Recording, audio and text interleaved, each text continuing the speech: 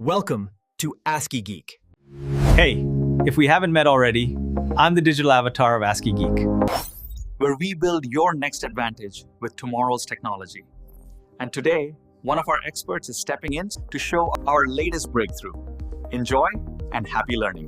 All right. You push your Claude application to production, traffic spikes, and your terminal is instantly buried under a violent cascade of HTTP 429 errors. Many developers operate on the assumption that Claude API rate limits reset on a fixed 60-second window, clearing your capacity at the top of every minute. That assumption fails to account for how the API actually manages flow, and it is the primary reason for systemic scaling failures. Official documentation states that Anthropic enforces limits using a continuous token bucket algorithm. Conceptually, capacity replenishes continuously at a per-second rate. The bucket is always refilling, even while pulling tokens out. Treat this like a per-minute reset, and you'll attempt to burst your allocation instantly. The bucket empties, tokens splash out, and become 429 errors. Surviving production scale requires engineering your application's flow around this mathematical reality, rather than fighting it. This capacity is governed by a 4-tier using system that determines an organization's maximum throughput. This system scales linearly with your financial investment. Moving from a $5 Tier 1 starter account to a $400 Tier 4 deployment unlocks significantly higher thresholds. These tiers control 3 specific dimensions of your traffic: RPM, ITPM, and OTPM.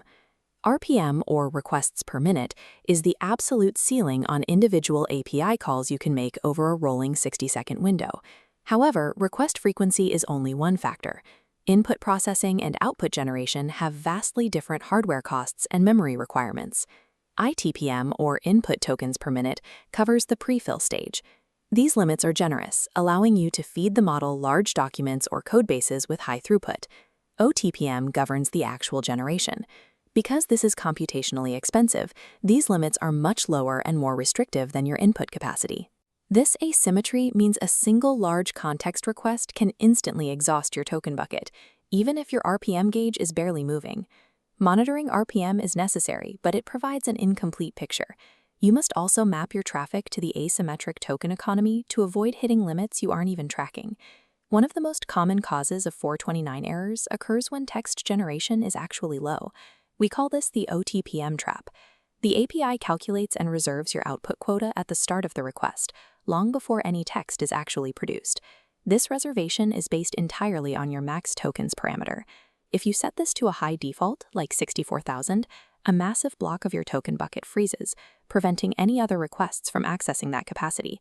You might only need a short 50-token answer, but the provider locks up 64,000 tokens just in case the model keeps talking. These unutilized allocations are ghost tokens.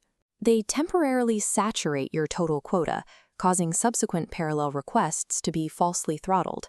The result is a system that reports it is out of capacity, even though very few tokens have actually been consumed.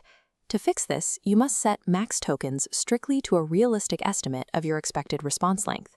Precise token configuration controls your costs and functions as a mandatory load balancing strategy to prevent artificial self-throttling.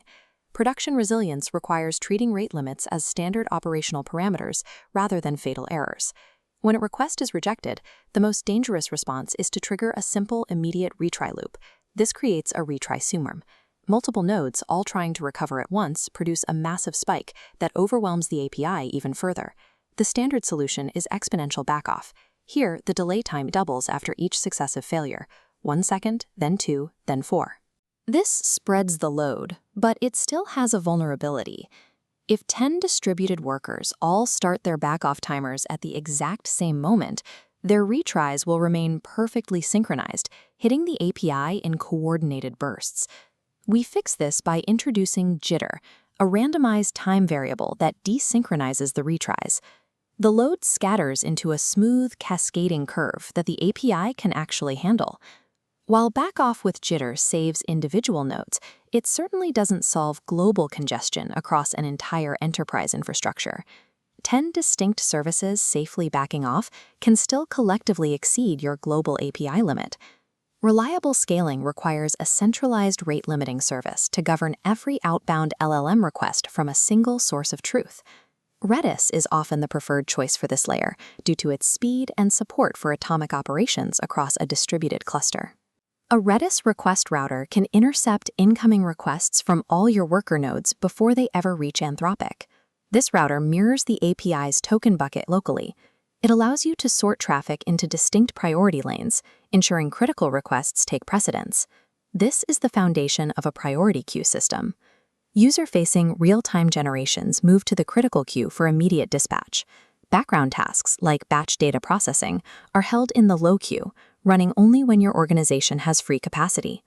This architecture converts violent 429 application crashes into predictable internal queue wait times.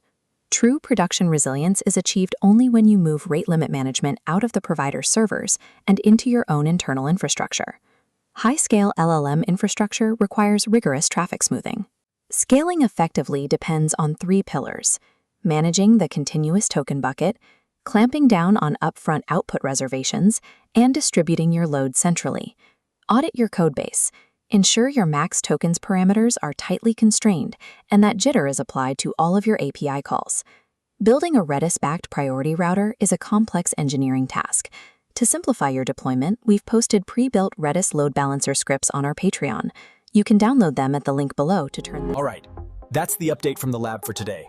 I hope you learned something new. Head over to ASCIIgeek.com.